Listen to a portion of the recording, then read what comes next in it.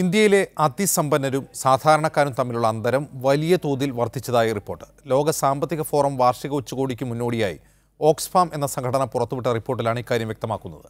രാജ്യത്തെ 119 അതിസമ്പന്നരുടെ സമ്പത്ത് രാജ്യത്തെ കഴിഞ്ഞ വർഷത്തെ ബജറ്റിനേക്കാൾ ഉയർന്നതാണെന്നും റിപ്പോർട്ട് ചൂണ്ടിക്കാട്ടുന്നു.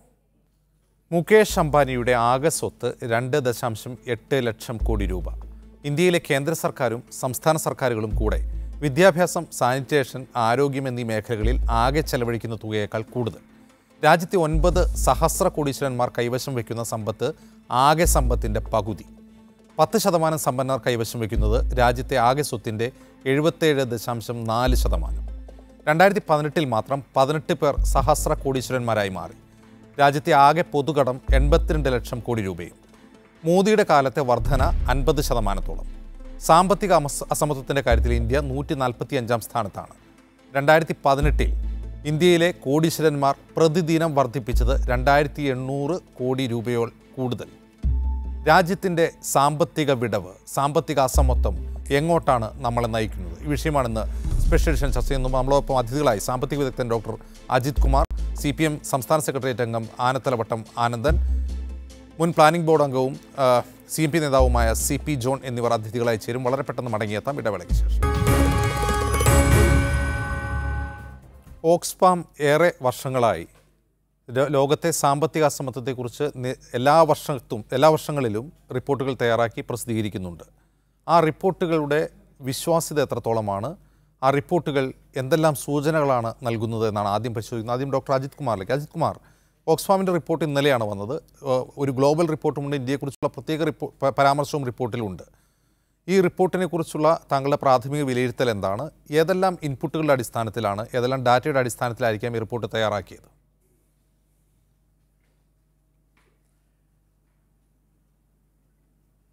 ആദ്യമായിട്ട് പറയാനുള്ളത്, അവരുപയോഗിച്ചിരിക്കുന്ന മെത്തേഡ് പൂർണ്ണമായിട്ടും ശരിയാണെന്ന് എനിക്ക് തോന്നുന്നില്ല. കാരണം അവരെടുത്തിരിക്കുന്ന കോൺസെപ്റ്റ് എന്താണെന്ന് പറഞ്ഞാൽ അടിസ്ഥാനപരമായിട്ടുള്ള നെറ്റ് വെൽത്ത് എന്ന് പറഞ്ഞാൽ ശരിക്കും പറഞ്ഞാൽ അസറ്റ്സ് മൈനസ് ലയബിലിറ്റീസ് എന്നൊരൊറ്റ മാനദണ്ഡം വെച്ചുകൊണ്ടാണ് ഓക്സ്ഫാം ഇത് മുഴുവൻ പ്രിപ്പയർ ചെയ്തിരിക്കുന്നത്. അപ്പോൾ അസറ്റ്സ് മൈനസ് ലയബിലിറ്റീസ് ഉണ്ടാകുമ്പോൾ നെറ്റ് വെൽത്താണ് വരുന്നത്. നെറ്റ് വെൽത്താണ് ഇവർ നോക്കുന്നത്. അതായത് പലർക്കും അവരുടെ അസറ്റ്സിനേക്കാൾ കൂടുതൽ ലയബിലിറ്റീസ് ആയിരിക്കും, പക്ഷേ അവർക്ക് വരുമാനം ഉണ്ടാവും. വരുമാനത്തിൻ്റെ കാര്യം ഇവർ സ്പർശിച്ചിട്ടേയില്ല. ഞാൻ ആദ്യമായിട്ട് എടുത്ത് നോക്കിയപ്പോൾ അതാണ്. എന്താണ് ഇവരുടെ ഏറ്റവും പ്രധാനപ്പെട്ട മാനദണ്ഡമെന്നാണ് ഞാൻ നോക്കിയത്. നെറ്റ് വെൽത്താണ്. അപ്പോൾ ധനികർക്ക് എന്താണെന്ന് പറഞ്ഞാൽ, നല്ല വലിയ ധനികർക്ക് അവരുടെ അസറ്റ്സ് തീർച്ചയായിട്ടും അവരുടെ ആസ്തി എന്തായാലും അവരുടെ ബാധ്യതയേക്കാൾ കൂടുതലായിരിക്കും. ഇവിടെ എന്താ പറ്റുന്നത് പറഞ്ഞാൽ ഇടത്തരം, ചെറുകിട, നാം പറയുന്ന പോലെ മിഡിൽ ഇൻകം ഗ്രൂപ്പും ലോവർ മിഡിൽ ഇൻകം ഗ്രൂപ്പ് ഇന്ത്യയിൽ ഏറ്റവും കൂടുതൽ അവരാണ്. ഏകദേശം 50% അവരാണ്. അവരുടെ കാര്യം എടുത്ത് നോക്കുമ്പോൾ എന്താ, ഒരുവിധം എല്ലാ മിഡിൽ ഇൻകവും ലോവർ മിഡിൽ ഇൻകം ഗ്രൂപ്പിലെ ആൾക്കാരും തീർച്ചയായിട്ടും അവർ വീട് വാങ്ങിക്കാനോ അല്ലെങ്കിൽ അവരൊരു കാർ വാങ്ങിക്കാനോ തീർച്ചയായിട്ടും ഒരു ലോൺ മേടിച്ചിട്ടുണ്ടാവും. മാത്രമല്ല അവരുടെ അസറ്റ്സ് എന്ന് പറയുന്നത് ശരിക്കും ഒരു എല്ലാം ഹൈപ്പോത്തിക്കേറ്റഡാണ്. അപ്പോൾ ശരിക്കും പറഞ്ഞാൽ വീട് ലോണിൽ വാങ്ങിക്കുന്ന ഒരാൾക്ക് അത് അയാളുടെ സ്വന്തം വീടല്ല. അത് തീർച്ചയായിട്ടും നമ്മൾ എടുക്കുന്നതാണ്, അത് അയാളുടെ ഒരു വെൽത്തായിട്ടുള്ള അതിൻ്റെ ഒരു ലയബിലിറ്റി ആയിട്ട് എടുക്കുക. എന്നാൽ അയാൾക്ക് ആ സമയത്ത് അയാൾക്ക് വരുമാനമുണ്ട്. ഈ വരുമാനം ഒരു വിധത്തിലും അവർ കണക്കാക്കിയിട്ടില്ല. അപ്പോൾ വരുമാനം ഇല്ലെങ്കിൽ അവരുടെ കണക്ക് ശരിയാണ്. കാരണം ഇവർക്ക് നെറ്റ് വെൽത്തായില്ലോ, ശരിക്കും എല്ലാവർക്കും നെഗറ്റീവ് വെൽത്താണ്. എല്ലാവരുടെയും ആസ്തി തീർച്ചയായിട്ടും എന്താ പറയുന്നത്, ബാധ്യതയേക്കാൾ കുറവായിരിക്കും. ബാധ്യതയാണ് കൂടുതൽ. കാരണം housing loan, car loan, education loan എന്നുള്ള ഇഷ്ടംപോലെ കാര്യങ്ങൾ ഏറ്റവും കൂടുതൽ വാങ്ങിക്കുന്നത് ഈ ഇടത്തരം ആൾക്കാരാണ്. അപ്പോൾ എന്ത് പറ്റുന്നു പറഞ്ഞാൽ, ആകെയുള്ള മൊത്തം കണക്ക് നമ്മൾ എടുത്തു നോക്കുമ്പോൾ ഈ ഒരു അടിസ്ഥാന പ്രശ്നം ഇതിൽ വരുന്നുണ്ട്. അപ്പോൾ ആ ഒരു അടിസ്ഥാന പ്രശ്നം ഞാൻ കാണുന്നതാണ്. അങ്ങനെ ഒരു കാൽക്കുലേഷൻ നടത്തിയാൽ തീർച്ചയായിട്ടും കൂടുതൽ ആൾക്കാരെ ദാരിദ്ര്യരേഖയ്ക്ക് താഴെ, അതാണ് ഒരു കണക്ക് കൃത്യമായിട്ട് അവൾ പറഞ്ഞല്ലോ. ആ കണക്ക് കൃത്യമാണ്. 3% മാത്രമാണ് അവരുടെ മൊത്തം അസറ്റ്സിലുള്ള വളർച്ച. തീർച്ചയല്ലേ, 3% മാത്രമേ വളരുകയുള്ളൂ. എങ്ങനെയാണ് വളരുന്നത്? കാരണം അവർക്കെല്ലാവർക്കും ഇഷ്ടം പോലെ ബാധ്യതയുണ്ട്. അവരാണ്. പക്ഷേ ഈ ബാധ്യത എന്ന് പറഞ്ഞാൽ എന്തുകൊണ്ടാണ്? ഇപ്പോൾ എഡ്യൂക്കേഷൻ ലോൺ എന്നൊരു കാര്യം, അതൊരു നല്ലൊരു ഉദാഹരണമായിട്ട് ഞാൻ കണ്ടത്. എഡ്യൂക്കേഷൻ ലോൺ എടുക്കുന്നത് എന്തുകൊണ്ടാണ്? കുട്ടികളുടെ വിദ്യാഭ്യാസത്തിന്. അതുകൊണ്ട് ഭാവിയിൽ വരുന്ന എന്താണ്, വലിയൊരു എസറ്റാണ് വരുന്നത്. ആ ഭാവിയുടെ എസറ്റൊന്നും ഇവർ കണക്കാക്കുന്നില്ല. അപ്പോൾ എസറ്റ് എന്ന് പറയുന്നത് ഒരു കാര്യം, കറൻറ്റ് എസറ്റ്സ് എടുത്തിരിക്കുന്നത് അതെന്ത് വന്നാലും ശരിയാവില്ല. കാരണം ഞാൻ തന്നെ എൻ്റെ യങ്ങർ ഡേയ്സിൽ 30-40 വയസ്സിൻ്റെ സമയത്ത് എൻ്റെ ബാധ്യത എത്രയോ കൂടുതലായിരുന്നു ആസ്തിയേക്കാൾ. കാരണം എൻ്റെ രണ്ട് കുട്ടികളും പഠിക്കുകയായിരുന്നു, അവരുടെ പഠിത്തത്തിനുള്ള ചിലവ്, എനിക്കൊരു ഹൗസിംഗ് ലോൺ, എനിക്ക് എസറ്റ്സേ ഉണ്ടായിരുന്നില്ല, പക്ഷേ എനിക്ക് വരുമാനം ഉണ്ടായിരുന്നു. അപ്പോൾ വരുമാനമുള്ളതുകൊണ്ട് ഞാൻ ഒരിക്കലും എൻ്റെ ജീവിതകാലം ഒന്നും മുഴുവൻ തളർന്നിട്ടില്ല. അതുപോലെയാണ് മിക്കവാറും ആളുകൾ. ആ ഒരു വസ്തുത എടുക്കാത്തത് കൊണ്ടാണ് ഇതുപോലെ ഒരു ഗ്ലെയറിംഗ് ആയിട്ട് കാണുന്നത്. കാരണം നാം പെട്ടെന്ന് കണ്ടാൽ വിചാരിക്കും എന്തോ ഇന്ത്യ ഏതോ ഒരു വലിയ കടക്കണിയിലോ എന്തോ ഒരു വലിയ പ്രശ്നത്തിൽ ഇതിലൊരു പൊടുന്നനെയുണ്ടായ ഒരു അപകടമല്ല ഈ റിപ്പോർട്ട് ചൂണ്ടിക്കാട്ടുന്നത്. ഇവരുടെ മുൻകാല റിപ്പോർട്ടുകളിലും ഇതേ പ്രശ്നങ്ങളുണ്ടായി, ഇതേ കാര്യങ്ങളാണ് അവർ ചൂണ്ടിക്കാട്ടിയിട്ടുള്ളത്. എന്ന് മാത്രമല്ല, ഈ സാമ്പത്തിക അസമത്വത്തിൻ്റെ കാര്യത്തിൽ ഈ ഒരു ഏജൻസി മാത്രമല്ലല്ലോ, IMF, വേൾഡ് ബാങ്ക്, അതുപോലെ UN, ഇവരുടെ 3 പേരുടെ റേറ്റിങ്ങിലും ഇന്ത്യയുടെ സ്ഥാനം 130-ൽ താഴെയാണ്. നമുക്ക് മുമ്പിലാണ് 145-ാം സ്ഥാനത്താണ് UN-ൻ്റെ കണക്ക് പ്രകാരം നമ്മളുള്ളത്. 138ആണ് IMF-ൻ്റെ കണക്കിലുള്ളത്. ഇവരെല്ലാം ഉപയോഗിക്കുന്ന ഡാറ്റ, മെത്തഡോളജി, ഇതിലൊക്കെ വ്യത്യാസങ്ങളുണ്ടാകാം. പക്ഷേ പ്രതിശീർഷ വരുമാനം, അതുപോലെ ഈ സമ്പന്ന ദരിദ്ര അന്തരം, ഇത് രണ്ടിലും നമ്മുടെ റേറ്റിംഗ് മുന്നോട്ടല്ല താഴോട്ട് തന്നെയാണ് പോകുന്നത്. അപ്പോൾ ഏത് മെത്തഡോളജി ഉപയോഗിച്ചു നമ്മുടെ വരുമാനം അവരങ്ങനെ കണക്കാക്കി, നമ്മുടെ പ്രതിശീർഷ വരുമാനം കണക്കാക്കിയ രീതി, ഈ വരുമാനത്തിൻ്റെ കണക്ക് താങ്കൾ ചൂണ്ടിക്കാട്ടിയതുകൊണ്ട് പറയുകയാണ്. എന്തെല്ലാം മാറ്റങ്ങളുണ്ടെങ്കിലും ഒട്ടും ശുഭസൂചകമല്ലല്ലോ ഈ റിപ്പോർട്ട്. അസമത്വത്തിൻ്റെ കാര്യമല്ല ഞാൻ പറഞ്ഞ, ഇപ്പോഴത്തെ ഈ റിപ്പോർട്ടിൻ്റെ അവരുപയോഗിച്ച മാർഗങ്ങളുടെ ഒരു മിസ്റ്റേക്കാണ് ഞാൻ പറഞ്ഞത്. അല്ലാതെ ഈ റിപ്പോർട്ട് ഞാൻ തള്ളിക്കളയുന്നൊന്നുമില്ല. അസമത്വം താങ്കൾ പറയുന്നത്, ഞാനിപ്പോൾ ഇന്ന് ഞാൻ എടുത്ത് നോക്കിയിട്ടാണ് ഞാൻ പറഞ്ഞത്. 145-ാം സ്ഥാനത്താണ് ഇന്ത്യ. അതും എത്ര രാജ്യങ്ങളിൽ? വെറും 187 രാജ്യങ്ങളിൽ. 187 രാജ്യങ്ങളുടെ കണക്കാണ്. UN-ലുള്ള 187 രാജ്യങ്ങളുടെ കണക്കെടുത്തപ്പോൾ ഇന്ത്യ 145-ാം സ്ഥാനത്ത്. ഇനീക്വാളിറ്റിയുടെ കാര്യത്തിൽ സംശയമില്ല, അത് വളരെ ഗ്ലെയറിങ് തന്നെയാണ്. പക്ഷേ നമ്മളിപ്പോൾ ആദ്യം ചർച്ച ചെയ്ത ഇനീക്വാളിറ്റിയുടെ കാര്യമല്ല, നമ്മൾ ചർച്ച ചെയ്തത് ഓക്സ്ഫാം ഉപയോഗിച്ച മെത്തഡോളജിയെക്കുറിച്ചാണ്. അപ്പോൾ ഓക്സ്ഫാമിൻ്റെ മെത്തഡോളജിയെക്കുറിച്ചാണ് ഞാൻ പ്രതിപാദിച്ചത്. അല്ലാണ്ട് ഇനീക്വാളിറ്റി എന്ന പ്രശ്നമില്ല എന്ന് ഞാൻ പറയുന്നില്ല. ഇനീക്വാളിറ്റി എന്ന പ്രശ്നമുണ്ട്, തീർച്ചയാണ്. പക്ഷേ ആ ഇനീക്വാളിറ്റി നോക്കുന്നത് ശരിക്കും ഞാൻ ഏറ്റവും കൂടുതൽ ഇതിൽ നോക്കുന്നത് ഓക്സ്ഫാമിൻ്റെ ഏറ്റവും ഒരു പ്രധാനപ്പെട്ട ക്രൈറ്റീരിയൻ എന്തായാലും നമ്മൾ ആക്സെപ്റ്റ് ചെയ്തേ പറ്റൂ. ഏകദേശം 10% ജനങ്ങൾ, അതായത് 13.6 കോടി ജനങ്ങൾ ഇപ്പോഴും 2004 കോടി എടുത്ത വായ്പയുടെ ഇതുവരെ അവർക്ക് തീർക്കാൻ പറ്റിയിട്ടില്ല. 2004 മുതൽ ഇപ്പോഴും അവർ കടക്കണിയിലാണ്. അതൊക്കെ കറക്റ്റ് ഫിഗേഴ്സാണ്, അതിലൊന്നും ഒരു ഡിസ്പ്യൂട്ടും ഇല്ല. പിന്നെ അവർ പറഞ്ഞ വേറൊരു കാര്യം, തുടക്കത്തിൽ തന്നെ ബില്യണേഴ്സിൻ്റെ കണക്ക്, 1% ജനങ്ങൾ 51.5 നമ്മുടെ ധനത്തിൻ്റെ 51.5% ഉടമസ്ഥത 1% ജനങ്ങൾക്ക്. 77% വെൽത്ത് വെറും 10. അതൊക്കെ കറക്റ്റ് ഫിഗേഴ്സാണ്. ഞാൻ പറഞ്ഞ ഫിഗർ എന്താണെന്ന് പറഞ്ഞാൽ, താഴെക്കെടുത്ത 50% ജനങ്ങളുടെ വളർച്ച 3% ആയിട്ടുള്ളൂ. എന്നാൽ വൻകിട ജനങ്ങളുടെ വളർച്ച 2200 കോടി രൂപ പെർ ഡേ ആയിട്ട് വളർന്നിട്ടുണ്ട് എന്ന ആ ഫിഗറിനെയാണ് ഞാൻ ചൂണ്ടിക്കാണിച്ചത്. ശരി, ഞാൻ ഇനീക്വാളിറ്റിയെ കുറിച്ച് എനിക്ക് വ്യത്യസ്ത അഭിപ്രായമില്ല. ഞാൻ വരാം. CP ജോൺ ചേരുന്നു.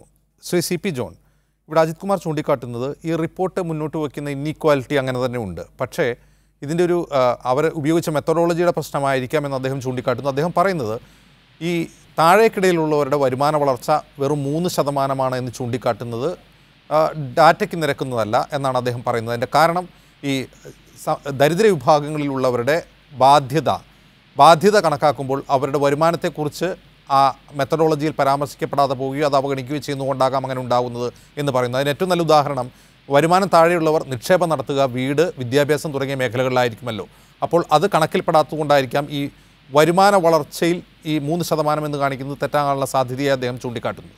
എന്താണ് താങ്കൾക്ക് തോന്നുന്നത്?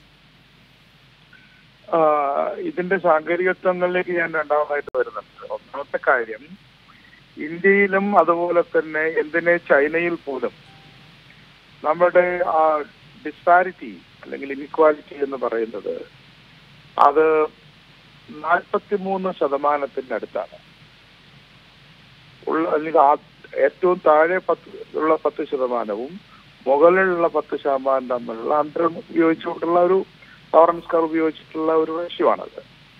അങ്ങനെ വരുമ്പോൾ നമ്മൾ കാണുന്നത് ഈ മൂന്നാം ലോക രാജ്യങ്ങളുടെ വികസനത്തിന്റെ ചില പ്രത്യേക ഘട്ടങ്ങളിൽ എല്ലാ മൂന്നാം ലോക രാജ്യങ്ങളും നേരിടുന്ന ഒരു പ്രധാനപ്പെട്ട പ്രശ്നം ഇനീക്വാലിറ്റിയാണ്. ആ ഇനീക്വാലിറ്റിയുടെ ഒരു പ്രധാന ഘടകം മുകളിലുള്ള ആളുകളുടെ വികസനത്തെയാണ് അത് ആദ്യം ഊന്നുന്നത്. അതിൽ കമ്പനികളെന്നോ നമ്മളിപ്പോൾ കോർപ്പറേറ്റുകളെന്നോ അല്ലെങ്കിൽ ഇടത്തരക്കാരെന്നോ അല്ലെങ്കിൽ ഹൈ നെറ്റ്വർത്ത് ഇൻഡിവിജ്വൽസ് എന്നോ പറയുന്ന ആളുകളിൽ ഒരു പെട്ടെന്നൊരു സ്പർട്ട് ഉണ്ടാവുകയാണ്.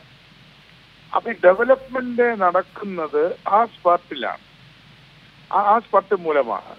എന്നാൽ താഴെ കിടക്കുന്ന ആളുകളിൽ അത്തരത്തിലുള്ള സ്പർട്ട് ഉണ്ടാവുന്നത് ഞാനൊരു എളുപ്പത്തിൽ മനസ്സിലാക്കാവുന്ന ഒരു കാര്യം പറഞ്ഞാൽ, ഇതിന്റെ അർത്ഥം താഴെ കിടക്കുന്ന ആൾ മുന്നോട്ട് പോകുന്നില്ല എന്നല്ല.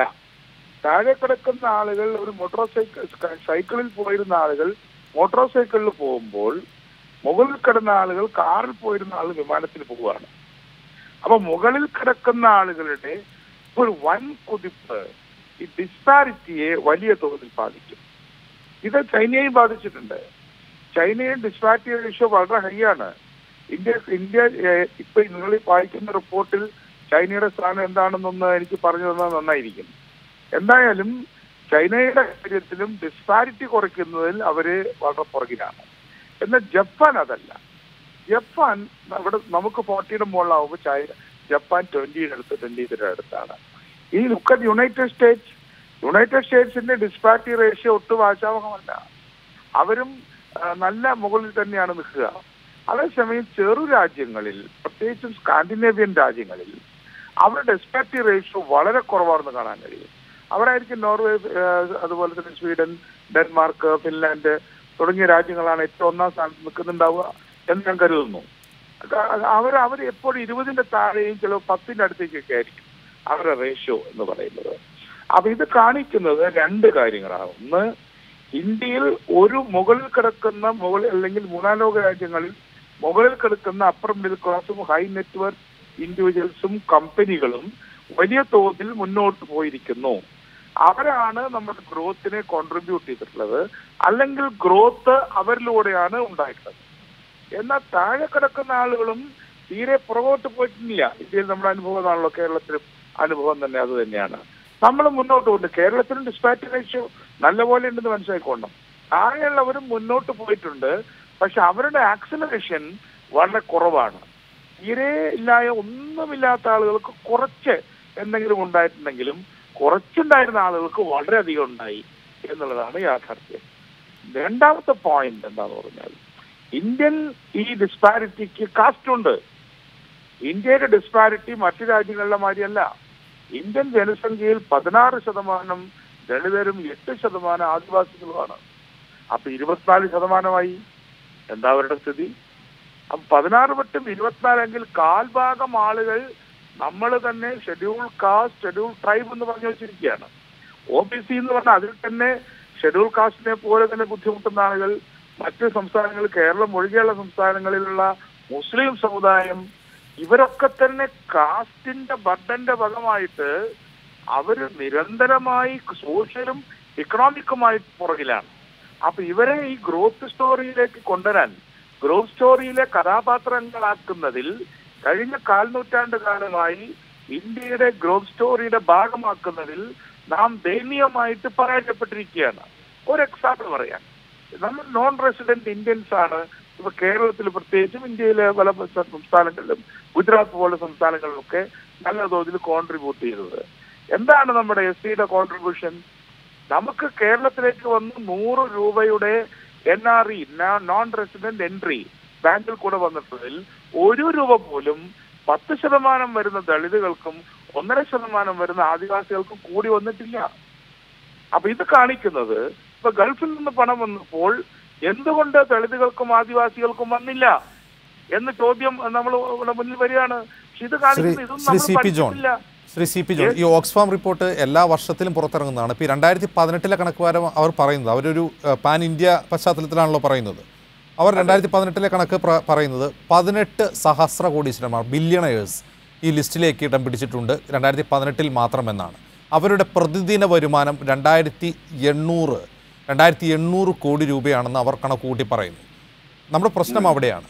അതിൽ മറ്റ് ചില പഠനങ്ങൾ, നമ്മുടെ നാഷണൽ സാമ്പിൾ സർവേ അനുസരിച്ചിട്ടുള്ള സ്വതന്ത്ര പഠനങ്ങളിൽ ചിലത് ചൂണ്ടിക്കാട്ടുന്നത് ഇന്ത്യയിലെ ഈ സഹസ്ര കോടീശ്വരന്മാരുടെ സമ്പത്തിൻ്റെ ഒരു വഴി പരിശോധിക്കുമ്പോൾ അവരിൽ ഭൂരിഭാഗം പേരും ഈ പറയുന്ന ഒന്നുകിൽ റിയൽ എസ്റ്റേറ്റ്, അല്ലെങ്കിൽ ഖനി, അതുമല്ലെങ്കിൽ സർക്കാർ സപ്പോർട്ടോടു കൂടിയ, സർക്കാർ സഹായത്തോടു കൂടിയ ചില പദ്ധതികളുടെ ഭാഗമായ കോടീശ്വരന്മാരുടെ ക്രോണീസ് എന്ന് വേണമെങ്കിൽ വിളിക്കാം. ഞാൻ ഇതിനെ പൊളിറ്റിക്കലായി വിളിക്കേണ്ട എന്ന് കരുതിയാണ്.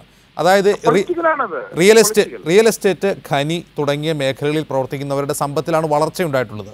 അവിടെയാണ് പ്രശ്നം. അതായത് ഈ ഇന്നിക്വാലിറ്റി വർദ്ധിപ്പിക്കുന്നതിൽ ആഗോളീകരണാനന്തര ഈ ഗ്ലോബലൈസേഷന് ശേഷമുള്ള കാലഘട്ടത്തിൽ വിവിധ സർക്കാരുകൾ സ്വീകരിച്ചിട്ടുള്ള രാഷ്ട്രീയ നിലപാടുകൾ തന്നെയാണ് കാരണമെന്നല്ലേ ഇത് ചൂണ്ടിക്കാട്ടുന്നത്? ഇത് വളരെ സിമ്പിളാണ്. പിന്നെ ഞാൻ ഈ സ്വത്ത് എന്ന് പറയുന്നത് GDP അല്ല കേട്ടോ, ഇത് പേഴ്സണൽ വെൽത്ത് ആണ്. പേഴ്സണൽ വെൽത്ത് കാൽക്കുലേറ്റ് ചെയ്തിട്ടാണ് ഇന്നിക്വാലിറ്റി പലപ്പോഴും ഇൻഡിവിജ്വൽസിന്റെ കാര്യത്തിൽ പറയുന്നത്. അതുകൊണ്ട് 2000 കോടി രൂപ പ്രതിദിനം വരുമാനം ഉണ്ട് എന്ന് പറഞ്ഞിട്ട് ഞാനും കൺസ്യൂം ചെയ്യുന്നില്ല. എനിക്ക് 10% പേർക്ക് കേരളത്തിൽ, ഇന്ത്യയിൽ 100 പേരുടെ കാര്യമാണെങ്കിൽ ഇറ്റ്സ് ഓൾ റൈറ്റ്. അല്ലാതെ 10% പേർക്ക് 2000 കോടി പ്രതിദിന വരുമാനം ഉണ്ടെന്ന ഡാറ്റയോട് ഞാൻ പൂർണ്ണമായിട്ട് യോജിക്കുന്നില്ല. എനിക്ക് സബ്ജക്ട് ടു കറക്ഷൻ, ഞാൻ പഠിച്ചിട്ടില്ല ആ ഡാറ്റ. പക്ഷേ കുറെ ആളുകൾ ഇത്തരത്തിൽ 2000 1000 കോടി എന്ന് പറയുമ്പോൾ 3 ലക്ഷം കോടി ഉണ്ടായാൽ മതിയല്ലോ 1000 കോടി ഉണ്ടാവാനായിട്ട്. അപ്പം 3 ലക്ഷം കോടിയൊക്കെ ഉള്ള ആളുകൾ കുറച്ച് പേര്, കുറച്ച് ഹൗസസ് അല്ലെങ്കിൽ കുറച്ച് ക്രോണീസോ അല്ലെങ്കിൽ വലിയ വലിയ ഇതൊന്ന് മൈൻ നടത്തുന്ന ആൾക്കാരോ പൊട്ടിച്ചുണ്ടാവാം. ഇത് വളരെ തെറ്റായിട്ടുള്ളൊരു കാര്യമാണെന്ന കാര്യത്തിൽ യാതൊരു സംശയമില്ലാത്ത കാര്യമാണ്. ഇത് നമുക്ക് അനുകരണീയമാണെന്നോ അല്ലെങ്കിൽ ഇത് അഭിലഷണീയമാണെന്നോ പറയാൻ കഴിയില്ല. പക്ഷെ എന്റെ പോയിന്റ് അവിടെയല്ല. ഈ 100 ആളുകളുടെ സമ്പത്ത് ഡിവൈഡ് ചെയ്തുകൊണ്ടൊന്നും ഇന്ത്യയിലെ ഈ ലാസ്റ്റ് 10-20% പ്രശ്നങ്ങൾ പരിഹരിക്കുന്നില്ല എന്ന കാര്യം മനസ്സിലായിക്കൊള്ളണം. അവരുടെ സമ്പത്ത് വിതരണം ചെയ്യുന്നതിനെ കുറിച്ചല്ലല്ലോ. നമ്മുടെ ദേശീയ സ്വത്ത് ഇത്തരത്തിൽ സ്വകാര്യവൽക്കരിക്കപ്പെടുമ്പോൾ ആർക്കാണ് അത് ഫലപ്രദമാകുന്നത്, ഗുണം ചെയ്യുന്നത് എന്നതാണ് ഇവിടെ ചൂണ്ടിക്കാട്ടപ്പെടുന്ന പ്രധാന ഡാറ്റ. എന്റെ പോയിന്റ് അതാണ്. നമ്മുടെ ഡെവലപ്മെന്റ് സ്റ്റോറിയിൽ നിന്ന് എങ്ങനെയാണ് താഴെയുള്ള ദളിതുകളും ആദിവാസികളും ഏറ്റവും പാവപ്പെട്ട ആർട്ടിസാൻസും മുസ്ലിംസും അതുപോലെ തന്നെ OBC-ക്കാരും വിട്ടുപോയത് എന്നതിനെ കുറിച്ചാണ് ഇന്ത്യ അന്വേഷിക്കേണ്ടത്.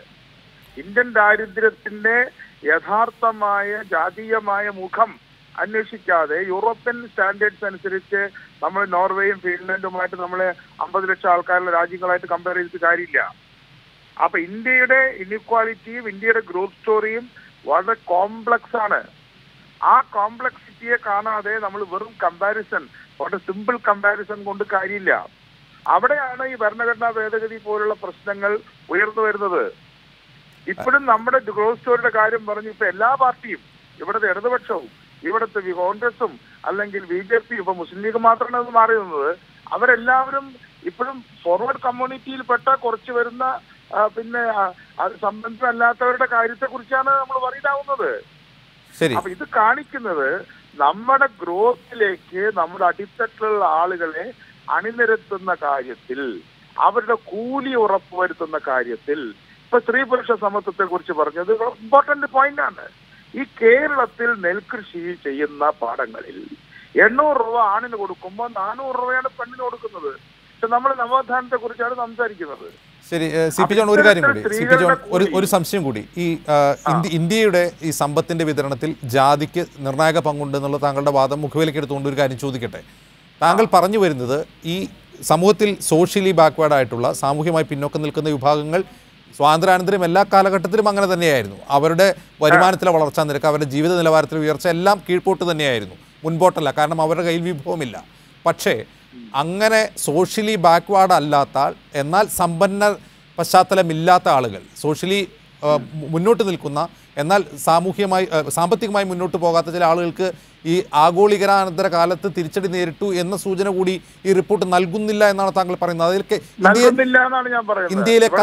ഇന്ത്യയിലെ കർഷകർക്ക് കഴിഞ്ഞ 25 വർഷത്തിനുള്ളിൽ ഒരു തിരിച്ചടിയും ഉണ്ടായില്ല എന്നാണ് അതിനു മുമ്പുള്ള കാലത്തേക്കാൾ. ഇവിടുത്തെ മധ്യവർഗ കർഷകർക്ക് ഒരുപാട് കർഷകർ ഈ പറഞ്ഞ കാറ്റഗറിയിൽ തന്നെ വരുന്ന OBC-യിൽ വരുന്ന ലോവർ OBC-യാണ്. ഇവിടുത്തെ മധ്യവർഗം വളർന്നു. ഇവിടുത്തെ മിഡിൽ ക്ലാസ് നല്ലപോലെ മുന്നോട്ട് പോയി. ഇന്ത്യൻ മിഡിൽ ക്ലാസ്സിൽ ഒരു 10-20 കോടി ജനങ്ങൾ ലോകത്ത് ഏത് ചെറിയ യൂറോപ്യൻ രാജ്യത്തെക്കാളും വലിയ ജനസംഖ്യയുള്ള ഒരു വലിയ സമ്പന്ന രാജ്യം ഇന്ത്യക്കകത്തുണ്ട്. ഇന്ത്യക്കകത്ത് ഒരു വലിയ സമ്പന്ന രാജ്യം ഒളിച്ചിരിപ്പുണ്ട്. അതായത് ഈ റിപ്പോർട്ട് ആ എമർജ് ചെയ്യപ്പെട്ട മധ്യവർഗത്തെ തീരെ മെൻഷൻ ചെയ്യുന്നില്ല എന്നാണ് താങ്കൾ പറയുന്നത്. ഈ ഡിസ്പാരിറ്റി വരുമ്പോ മധ്യവർഗം വരില്ല. ഡിസ്പാരിറ്റി വരുമ്പോ ടോപ്പ് 10-ഉം ബോട്ടം 10-ഉം വരുള്ളൂ. പക്ഷെ ഒരു 50%, ബാക്കി 50% ആണ്. അതായത് ഇവർ കൈവശം വെച്ചിട്ടുള്ള സമ്പത്ത് ബാക്കി 50%മാണ്. 50% മറ്റുള്ളവരുടെ കയ്യിൽ എന്ന് പറയുമ്പോൾ ആ മറ്റുള്ളവർ എന്ന പട്ടികയിൽ ഈ മധ്യവർഗം വരുന്നില്ല എന്നാണ് താങ്കൾ പറയുന്നത്. മധ്യവർഗം മാത്രമാണ് വരുന്നത്, വേറെ ആരും ഒന്നുമില്ല. നിങ്ങൾ ഇവിടെ വരുന്ന അതായത് ഇവിടുത്തെ മിഡിൽ ക്ലാസ്സുകളും സ്മോൾ ടൗണുകളും, മിഡിൽ കാസ്റ്റുകളും അതുപോലെ തന്നെ മിഡിൽ കാസ്റ്റും അതുപോലെ തന്നെ സ്മോൾ ടൗൺസ്, ഇതിനകത്താണ് ഇന്ത്യയിൽ വലിയ മാറ്റം ഉണ്ടായിട്ടുണ്ട്. ഇന്ത്യ ആകെ തകർന്നു എന്ന് എഴുതിയത്. ശരി, ഞാൻ താങ്കളെയും ഇപ്പോൾ ആനത്തലവട്ടം ആനന്ദൻ ചേരുന്നു, CPM സംസ്ഥാന സെക്രട്ടേറിയറ്റ് അംഗം. ആനത്തലവട്ടം ആനന്ദൻ, ഈ ഓക്സ്ഫാം റിപ്പോർട്ടിനെ കുറിച്ച് ഇവിടെ കെ അജിത് കുമാറും CP ജോണും ഉന്നയിക്കുന്ന പ്രധാന വിമർശനം അത് സമ്പന്നരുടെ വളർച്ചയെക്കുറിച്ചും സമൂഹത്തിലെ ഏറ്റവും താഴേക്കിടയിലുള്ളവരുടെ ഇല്ലായ്മയെക്കുറിച്ചും അവരുടെ വരുമാനമില്ലായ്മയെക്കുറിച്ചും പ്രതിപാദിക്കുമ്പോൾ ഈ പറയുന്ന മധ്യവർഗം, പുതുതായി രൂപം കൊണ്ടുവരുന്ന മധ്യവർഗത്തിൻ്റെ ജീവിത നിലവാരത്തിലുണ്ടാകുന്ന ഉയർച്ച, അവരുടെ വരുമാനത്തിൻ്റെ വളർച്ച ഇത് പരിഗണിച്ചിട്ടില്ല. ആ പരിഗണിക്കാതെയുള്ളൊരു കണക്ക് അവതരിപ്പിക്കുമ്പോഴാണ് ഇതൊരു വലിയ അപകടമായി, വലിയ ഡിസ്പാരിറ്റിയായി നമുക്ക് ഫീൽ ചെയ്യുന്നത് എന്നാണ്. ഈ വാദത്തോട് താങ്കൾ യോജിക്കുന്നുണ്ടോ? അല്ല, ഇന്ത്യയുടെ വളർച്ചയെന്ന് പറയുന്നത് ഇന്ത്യയിലെ കോർപ്പറേറ്റുകളുടെ അതിസമ്പന്നന്മാരുടെ വളർച്ചയാണ്. ശ്രീ മോഡി അധികാരത്തിൽ വരുമ്പോൾ അതിന് വ്യത്യാസം വരുത്തുമെന്നാണ് അദ്ദേഹവും അദ്ദേഹത്തിൻ്റെ പാർട്ടിയും അവകാശപ്പെട്ടത്. 2014 മോഡി അധികാരത്തിൽ വരുന്നത്. മോഡി അധികാരത്തിൽ വരുമ്പോൾ ഇന്ത്യയിലെ 1% വരുന്ന സമ്പന്നന്മാരുടെ ആസ്തി ഇന്ത്യൻ സമ്പത്തിൻ്റെ 49% ആയിരുന്നു. എന്നാൽ ഇപ്പോൾ 2018 ഓക്സ്ഫാമിൻ്റെ കണക്ക് വന്നിട്ടുണ്ട്. ഓക്സ്ഫാമിൻ്റെ കണക്കനുസരിച്ച് ആ 1% സമ്പത്ത് ഇന്ത്യൻ സമ്പത്തിൻ്റെ 74%ആണ്, 74%. ഈ 4-5 വർഷക്കാലത്തിനിടയിൽ ഇത്രയും വലിയ വളർച്ച സമ്പന്നന്മാർക്ക്, ശതകോടീശ്വരന്മാർക്ക് ലോകത്തൊരു രാജ്യത്തും ഉണ്ടായിട്ടില്ല. ഇപ്പോൾ 99% വരുന്ന ജനങ്ങൾക്ക് അവകാശപ്പെട്ട സമ്പത്ത് 27% മാത്രമാണ്. 73% ബാക്കിയുള്ള 1% കയ്യിലാണ് ഇരിക്കുന്നത്. 9-10 സമ്പന്നന്മാരുടെ കയ്യിലാണ് ഇന്ത്യൻ സമ്പത്തിൻ്റെ 10%. സമ്പത്തിൻ്റെ കേന്ദ്രീകരണം. ഓക്സ്ഫാം ഒരു പ്രധാനപ്പെട്ട കാര്യം ചൂണ്ടിക്കാണിച്ചിട്ടുണ്ട്. ആരോഗ്യത്തിന്, കുടിവെള്ളത്തിന്, മറ്റ് ചികിത്സാ സൗകര്യങ്ങൾ, വിദ്യാഭ്യാസത്തിന് ഒക്കെ ഒരു രാജ്യം ചെലവഴിക്കുന്നതിനേക്കാൾ കൂടുതൽ സംഖ്യ ഇന്ത്യൻ കോർപ്പറേറ്റുകളായ ഒരാളിൻ്റെ കയ്യിലുണ്ട്. ഇന്ത്യയിലെ ഏറ്റവും അതിസമ്പന്നനായ മുകേഷ് അംബാനിയുടെ കയ്യിലുണ്ട്. 20.08% ഈ നേരത്തെ പറഞ്ഞ ആവശ്യങ്ങൾക്ക് വേണ്ടി ഇന്ത്യ ഗവൺമെൻറ്റും സംസ്ഥാന ഗവൺമെൻറ്റും വയ്ക്കുന്നത്. എന്നാൽ ഇദ്ദേഹത്തിൻ്റെ സ്വത്ത് 20.8, ഏതാണ്ട് 21 ലക്ഷം കോടിയാണ്. അപ്പോൾ ഇന്ത്യയിലെ 134 കോടി ജനങ്ങൾക്ക് വേണ്ടി നീക്കിവെക്കുന്ന ചികിത്സയ്ക്കും ആരോഗ്യത്തിനും കുടിവെള്ളത്തിനും വിദ്യാഭ്യാസത്തിനുമൊക്കെ നീക്കിവെക്കുന്ന അത്രയും സംഖ്യ ഒരു സമ്പന്നൻ്റെ കയ്യിലെത്തി. ആ മുകേഷ് അംബാനിയാണ് ഇപ്പോൾ റാഫേൽ ഇടപാടിലായാലും ഇന്ത്യ ഗവൺമെൻറ്, മോഡി ഗവൺമെൻറ് നടത്തുന്ന എല്ലാ ഡീലിലും അദ്ദേഹത്തിൻ്റെ സ്ഥാപനത്തിലാണ് നേട്ടമുണ്ടാക്കുന്നത്. അദ്ദേഹമാണ് ഇതിൻ്റെ അകത്ത് പ്രധാന കക്ഷി. ഇതുപോലെ 8-9 സമ്പന്നന്മാരുടെ വളർച്ചയാണ് ഇന്ത്യയുടെ വളർച്ചയായി പെരുപ്പിച്ച് കാണിക്കുന്നത്. ആ റിപ്പോർട്ടിലൊരു പ്രധാനപ്പെട്ട ഭാഗം പറഞ്ഞു, ഇന്ത്യയിലെ ഏറ്റവും ജനസംഖ്യയുടെ 10% വരുന്നത്, അതായത് 13 കോടിയിൽ പരം വരുന്ന പാവപ്പെട്ട ദരിദ്രരായ, മരുന്ന് വാങ്ങാൻ നിവൃത്തിയില്ലാത്ത പട്ടിണി പാവങ്ങൾ ഇതൊരു വശത്ത്, മറുവശത്ത് ഈ അതിസമ്പന്നന്മാർ. ഈ ഡിസ്പാരിറ്റി ജനാധിപത്യ വ്യവസ്ഥയും സ്വാതന്ത്ര്യവും ഇതൊക്കെ ഒരു വെല്ലുവിളി നേരിടുകയാണ്. ജനാധിപത്യ വ്യവസ്ഥയ്ക്ക് പോലും വെല്ലുവിളി നേരിടും. വലിയ അസംതൃപ്തിയാണ്. അസംതൃപ്തിയും ഈ അസമത്വം വലിയ അസംതൃപ്തിയിൽ എത്തിച്ചേരും. ഇത് തന്നെയാണ് ഫ്രാൻസിസ് മാർപ്പാപ്പയും ചൂണ്ടിക്കാണിച്ചത്. ഇന്ത്യയുടെ മാത്രമല്ല, ലോകത്തിൻ്റെ സ്ഥിതി എടുത്തിട്ട് ഈ നവലിബറൽ നയങ്ങൾ കഴിഞ്ഞ 3 ദശാബ്ദക്കാലമായി നടപ്പാക്കിയ ഫലമായി ഇവിടെ മാത്രമല്ല, ലോകസമ്പത്തിൻ്റെ 50% 1% ആളുകളുടെ കയ്യിലാണ്. അതിനെ ഓർമ്മിപ്പിച്ചുകൊണ്ടാണ് ഫ്രാൻസിസ് മാർപ്പാപ്പ പറഞ്ഞത്, ഈ അസംതൃപ്തി, ഈ അസമത്വം അസംതൃപ്തിയിലേക്ക് വരും, അതൊരു വലിയ പൊട്ടിത്തെറിയിലേക്ക് എത്തും. സുഖമായി എല്ലാ കുടുംബങ്ങൾക്കും ഭാര്യയ്ക്കുമെല്ലാം സമ്പത്തും കുന്നുകൂട്ടി ജീവിക്കാമെന്ന് പ്രതീക്ഷിക്കുന്നവർക്ക് ജനങ്ങളുടെ ഇടയിൽ ജീവിക്കാൻ നിവൃത്തിയില്ലാത്ത ജനങ്ങളൊരു പൊട്ടിത്തെറിയിലേക്ക് എത്തും. യൂറോപ്യൻ രാജ്യങ്ങളിലും അമേരിക്കയിലുമൊക്കെ പ്രക്ഷോഭങ്ങളും സമരങ്ങളും പണിമുടക്കുമില്ലായിരുന്നു. ഇപ്പോൾ നിങ്ങൾ നോക്കൂ, അമേരിക്കയിൽ തന്നെ ഈ നയം, സമ്പത്ത് വ്യവസ്ഥ കുന്നുകൂട്ടുന്ന നയം സ്വീകരിച്ചതിൻ്റെ ഫലമായി 4 ആഴ്ചയായി അമേരിക്കയിലെ ജീവനക്കാർ 8-10 ലക്ഷം ജീവനക്കാർക്ക് ഇതുവരെ ശമ്പളം കൊടുത്തിട്ടില്ല. വലിയ സാമ്പത്തിക തകർച്ചയിലേക്കുമാണ്. അവിടെ സമ്പത്ത് ഒരു വശത്ത് കുന്നുകൂടുന്നതിൻ്റെ എല്ലാം പരിണിത ഫലമാണ്. തൊഴിലില്ലായ്മ പെരുകാണ്. ഇപ്പോൾ മതിൽ കെട്ടി അസംതൃപ്തി തടയാനാണ് നോക്കുന്നത്. ഫ്രാൻസിൽ വലിയ കലാപം നടക്കുകയാണ്. മഞ്ഞക്കിളികളെന്ന് പറഞ്ഞ് ഡീസലിൻ്റെ വിലവർദ്ധനവിനെതിരായി തൊഴിലാളികൾ ആരംഭിച്ച സമരം, അവർക്ക് മിനിമം കൂലി വർദ്ധിപ്പിച്ചു കൊടുത്ത് $100 വർദ്ധിപ്പിച്ചു കൊടുത്ത് അവരാവശ്യപ്പെട്ട സാമ്പത്തിക ആവശ്യങ്ങളൊക്കെ അംഗീകരിച്ചെങ്കിലും സമരം അവസാനിച്ചിട്ടില്ല. ഇപ്പോൾ പാരീസിലെ ഫ്രാൻസിൻ്റെ പ്രസിഡന്റ് രാജിവെക്കണമെന്നുള്ള നിലയിൽ ജനങ്ങളാകെ അത് ഏറ്റെടുക്കുന്നു. ട്രക്ക് തൊഴിലാളികൾ നടത്തിയ സമരം. ജർമ്മനിയിൽ അതാണ് സ്ഥിതി. ആ രാജ്യങ്ങളുടെയൊക്കെ സാമ്പത്തിക വളർച്ച താഴോട്ട് പോവുകയാണ്. ജനങ്ങളുടെ ദുരിതവും ദുഃഖവും പെരുകയാണ്. ഇന്ത്യയുടെ ഒരു യാഥാർത്ഥ്യം പരിശോധിക്കുമ്പോൾ ഇവിടെ ഇവർ ചൂണ്ടിക്കാട്ടുന്ന ഒരു പ്രധാനപ്പെട്ട കാര്യം, അതിനൊരു യൂറോപ്യൻ പശ്ചാത്തലത്തിലോ ഒരു ആഫ്രിക്കൻ പശ്ചാത്തലത്തിലോ വിലയിരുത്താൻ കഴിയില്ല. കാരണം ഇന്ത്യയിൽ ഈ ആഗോളീകരണത്തിന് ശേഷം ഒരു മധ്യവർഗം ഉയർന്നു വന്നിട്ടുണ്ട്. ആ മധ്യവർഗത്തിനുണ്ടായ സാമ്പത്തിക നിലയിലും ജീവിത നിലവാരത്തിലുമുള്ള ഉയർച്ച ഈ പറയുന്ന ഡാറ്റകളിൽ കാണാൻ കഴിയാത്തതുകൊണ്ടാണ് ഈ ഡിസ്പാരിറ്റി വലുതായി തോന്നുന്നതെന്നാണ്. അതിൽ ഒരു യാഥാർത്ഥ്യമില്ലേ? കാരണം ഈ ഇന്ത്യ സ്വതന്ത്രമാകുമ്പോൾ നമ്മൾ ഈ പറയുന്ന ദരിദ്രരായ ആളുകൾ അതേ അവസ്ഥയിലായിരുന്നു. സ്വാതന്ത്ര്യത്തിന് കിട്ടിയ 70 വർഷത്തിന് ശേഷവും നമ്മൾ അതേ നിലയിലാണ് അവരെ നിലനിർത്തിയിട്ടുള്ളത്. പക്ഷേ ഇതിനിടയിൽ ഒരു മധ്യവർഗം ഉയർന്നു വന്നിട്ടുണ്ട് എന്ന വാദത്തോട് നിങ്ങളുടെ നിലപാടെന്താണ്? അവർക്കിടയിൽ ഒരു അസംതൃപ്തിയും ഇല്ല എന്നാണോ, അതോ അവർ കൂടി ഉൾപ്പെട്ടതാണോ ഈ പറയുന്ന കണക്ക്? ഈ അസമത്വത്തിൽ വരുന്ന വിടവിൽ ദരിദ്രം എന്ന് വിശേഷിപ്പിക്കപ്പെടുന്ന ഈ മധ്യവർഗത്തെ കൂടി ഉൾപ്പെടുത്തിയാണോ? അത് ഈ ദരിദ്രരുടെ ചെലവിലൊരു മധ്യവർഗം വളർന്നിട്ടുണ്ട്.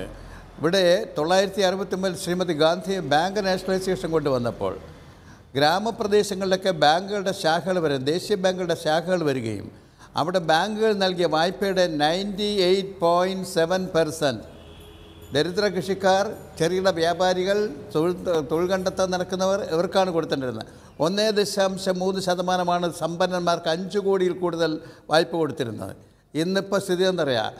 ഇന്ന് കഴിഞ്ഞ 1970 ശേഷം 80 ശേഷം നവോദാരവൽക്കരണ നയം വന്നതിന് ശേഷം വായ്പയുടെ 88% 5 കോടിയിൽ കൂടുതൽ വായ്പ എടുത്തവരാണ്. പാവപ്പെട്ടവൻ്റെ വായ്പ 12% കുറഞ്ഞു. ഈ ജനങ്ങളുടെ നിക്ഷേപമാണ് ബാങ്കിലുള്ളത്. 115 ലക്ഷം കോടി രൂപയുടെ നിക്ഷേപമുണ്ട് ഇന്ത്യൻ ബാങ്കിൽ. 60 കോടി അക്കൗണ്ടുണ്ട്. പാവപ്പെട്ടവനാണ് അവൻ്റെ നിക്ഷേപം കൊണ്ട് അവിടെ ഇട്ടിരുന്നത്. ഒരു കോർപ്പറേറ്റും ബാങ്കിൽ കൊണ്ട് പണമിടുന്നില്ല. കോർപ്പറേറ്റുകൾ പ്രോജക്റ്റുകൾ കൊടുത്ത് വ്യവസായം നടത്താൻ വേണ്ടി ഈ പണം എടുത്തുകൊണ്ട് പോവുകയാണ് ചെയ്യുന്നത്. ആ ജനങ്ങളുടെ പണമെടുത്ത് ആർക്കാ കൊടുക്കുന്നത്? ഇടത്തരക്കാരനോ ദരിദ്ര കൃഷിക്കാരനോ ചെറുകിട വ്യാപാരികൾക്കോ തൊഴിൽ എടുക്കെടുക്കുന്നതിനല്ല. ആ പണമെല്ലാം വൻകിടക്കാർക്കായി വായ്പ കൊടുക്കുന്ന ഒരു നയം 30 വർഷക്കാലമായി സ്വീകരിച്ചു. UPA ഗവൺമെൻറ്റും സ്വീകരിച്ചു, മോഡി ഗവൺമെൻറ്റും സ്വീകരിച്ചു. അതിൻ്റെ ഫലമായി ജനങ്ങളുടെ ചെലവിൽ ജനങ്ങളുടെ പണം കൊണ്ട് അവരെല്ലാം ശതകോടീശ്വരന്മാരായി വളർന്നു വന്നു. ഈ പാവങ്ങൾക്ക് ബാങ്കുകളുടെ അടുത്ത് ചെല്ലാൻ നിവൃത്തിയില്ലാത്ത സ്ഥിതിയാക്കി. ആ ബാങ്കുകളിലൊക്കെ തന്നെ എടുത്തുകൊണ്ട് പോണ പണം ലക്ഷക്കണക്കിന് ഞാൻ മടങ്ങി വരാം. കാരണം ആ പണം കൂടി നഷ്ടപ്പെട്ടിട്ടുണ്ടല്ലോ. ആ പണം ബാങ്ക് തട്ടിപ്പുകളിലൂടെ തന്നെ രാജ്യത്തിന് നഷ്ടപ്പെട്ടിട്ടുണ്ട്. ശ്രീ അജിത് കുമാർ, ഇവിടെ ആനത്തലവട്ടം കൃത്യമായി ചൂണ്ടിക്കാട്ടുന്ന ഒരു പ്രധാനപ്പെട്ട കാര്യം, ഈ പറയുന്ന മധ്യവർഗമുണ്ട്, ശരിയാണ്. ആ മധ്യവർഗം വന്നിട്ടുണ്ട്. ഈ മുതലാളിത്ത സാമ്പത്തിക സിദ്ധാന്തങ്ങളുടെ ഒരു കിനിഞ്ഞിൽ ഇറങ്ങൽ തിയറിയുടെ ഭാഗമായി കുറച്ച് സമ്പത്തിൻ്റെ കുറച്ച് ആനുകൂല്യങ്ങൾ താഴേക്ക് കിനിഞ്ഞിറങ്ങുന്നുണ്ടാകാം. അത് മധ്യവർഗത്തിൽ തന്നെ നിൽക്കുകയാണ്. അവരുടെ ജീവിത നിലവാരം, ജീവിത ശൈലിയിൽ മാറ്റമുണ്ടായിട്ടുണ്ടാകാം. പക്ഷേ അവരിൽ അസംതൃപ്തിയില്ല എന്ന് പറയാൻ കഴിയുമോ? അവരുടെ ജീവിതത്തിൽ നിലവിലെ ഇന്ത്യയുടെ അവസ്ഥ പരിഗണിക്കുമ്പോൾ ഈ മധ്യവർഗത്തിന് അസംതൃപ്തിയില്ലേ? അവരുടെ ജീവിത നിലവാരം ഉയർന്നു, പലപ്പോഴും അവരുടെ വരുമാനത്തിൽ ചാഞ്ചാട്ടമുണ്ടാകുന്നു, അവരുടെ ജീവിത ചെലവുകളിൽ ചാഞ്ചാട്ടമുണ്ടാകുന്നു. പക്ഷേ അവർക്ക് ജീവിത നിലവാരം താഴ്ത്താൻ കഴിയുന്നില്ല. അപ്പോൾ ഇതുകൂടി പരിഗണിച്ചായിരിക്കില്ലേ ഈ ഓക്സ്ഫാമിൻ്റെ ഉൾപ്പെടെയുള്ള പ്രൊജക്ഷൻസ് മുന്നോട്ട് വയ്ക്കുന്നത്? തീർച്ചയായിട്ടും ആ പോയിന്റ് വളരെ കറക്റ്റാണ്. കാരണം ഏകദേശം ശ്രീ CP ജോൺ പറഞ്ഞ ഒരു കണക്കിനോട് എനിക്കൊന്ന് യോജിപ്പിതാണ്. ഏകദേശം 40 കോടി ജനങ്ങൾ വെൽ ഓഫ് ആണ് ഇന്ത്യയിൽ നിന്നാണ് യുണൈറ്റഡ് നേഷൻസിൻ്റെ കണക്കുള്ളത്. 40 കോടി ജനങ്ങൾ, 40 മുതൽ 42 കോടി ജനങ്ങൾ വെൽ ഓഫ് എന്നൊരു വേർഡ് യൂസ് ചെയ്തിട്ടുണ്ട് യുണൈറ്റഡ് നേഷൻസിൻ്റെ ഒരു സ്റ്റഡിയിൽ. 42 കോടി ജനങ്ങൾ വെൽ ഓഫ് എന്ന് പറഞ്ഞാൽ അമേരിക്കയുടെ പോപ്പുലേഷനേക്കാളും കൂടുതലാണ്. അമേരിക്കയുടെ പോപ്പുലേഷൻ 32 കോടിയാണ്. 42 കോടി ജനങ്ങൾ വെൽ ഓഫ്. അപ്പോൾ ഈ വെൽ ഓഫിൻ്റെ അർത്ഥം ഞാൻ അവർ കാൽക്കുലേറ്റ് ചെയ്തിരിക്കുന്നത് എന്താണെന്ന് പറഞ്ഞാൽ, ഇത്രയും ആൾക്കാർക്ക് അവർക്ക് മിനിമം ആഡംബര വസ്തുക്കൾ ഉപയോഗിക്കാൻ പറ്റും, മിനിമം ലക്ഷറീസ് അവർക്ക് എഫോർഡ് ചെയ്യാൻ പറ്റും. മാത്രമല്ല, ഇപ്പോൾ നാം കാണുന്ന ഒരു ചെറിയൊരു വ്യക്തമായിട്ട് കാര്യം എന്താ, ഈ വർഗത്തിന് വേണ്ടി കൃത്യമായിട്ട് ഒരു കണക്കെടുപ്പും ഇന്ത്യയിൽ നടക്കുന്നുണ്ട്. നമ്മളൊരു കാര്യം വ്യക്തമാണ്, കാര്യം ശരിയാണ്. ശ്രീ ബഹുമാനപ്പെട്ട ആനന്ദൻ പറഞ്ഞത് ശരിയാണ്. ഏറ്റവും കൂടുതൽ പോളിസീസ് ഈ കോർപ്പറേറ്റ്സിന് ബെനിഫിറ്റ് ചെയ്യുന്നുണ്ടെങ്കിലും അതിൻ്റെ കൂടെ തന്നെ മധ്യവർഗത്തിനും ബെനിഫിറ്റുള്ള ഇഷ്ടം പോലെ പോളിസീസ് വന്നിട്ടുണ്ട്. അത് നമുക്ക് മറക്കാൻ പറ്റില്ല. അതുകൊണ്ടാണ് ഈ മധ്യവർഗം ഇങ്ങനെ വളർന്നുകൊണ്ടിരിക്കുന്നത്. എങ്ങനെ 42 കോടി എന്ന നിലയിലെത്തി? വളർന്നുകൊണ്ടിരിക്കുകയാണ്, ഇനിയും വളരാനും സാധ്യതയുണ്ട്. അപ്പം ഇപ്പോൾ നമ്മൾ ഒരു ഭാഗത്ത് നമ്പർ ഓഫ് മില്യണേഴ്സ് 70 പേര് കൂടും എന്ന് പറയുന്നുണ്ട്. 70 പേർ കൂടി അടുത്ത വർഷം $10,00,000 വരുമാനത്തിലേക്ക് എത്താമെന്നൊരു പ്രൊജക്ഷൻ ഈ ഓക്സ്ഫാം റിപ്പോർട്ട് കൊടുക്കുമ്പോൾ, അതിൻ്റെ കൂടെ തന്നെ ആകെയുള്ള മധ്യവർഗത്തിൽ നിന്ന് കിട്ടുന്ന ആ ബെനിഫിഷ്യറി, അതിൽ നിന്ന് വരുന്ന ആൾക്കാരുടെ നമ്പറും കൂടിക്കൊണ്ടിരിക്കുന്നത്. കാര്യം എന്താണെന്ന് പറഞ്ഞാൽ, ഒരു ഭാഗത്ത് നാം കാണേണ്ട ഒരു കാര്യം, ഇന്ത്യയുടെ ഡെവലപ്മെൻറ്റ് നമ്മൾ കാണാതിരിക്കരുത്.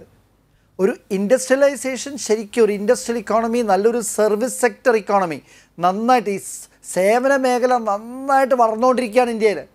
ഈ സേവന മേഖലയിലൂടെ തൊഴിലവസരങ്ങളും വർദ്ധിക്കുന്നുണ്ട്. ഈ തൊഴിലവസരങ്ങളിലൂടെ വരുമാനവും വർദ്ധിക്കുന്നുണ്ട്. ഇപ്പോൾ പഴയതുപോലെ വരുമാനങ്ങൾ ചെറിയ ലെവലിലല്ല. ഇപ്പോൾ ഒരു ആദ്യമായിട്ട് ഇപ്പം നമുക്ക് ജോലിക്ക് പ്രവേശിക്കുമ്പോൾ 100കളിലായിരുന്നു നമ്മുടെയൊക്കെ ശമ്പളം.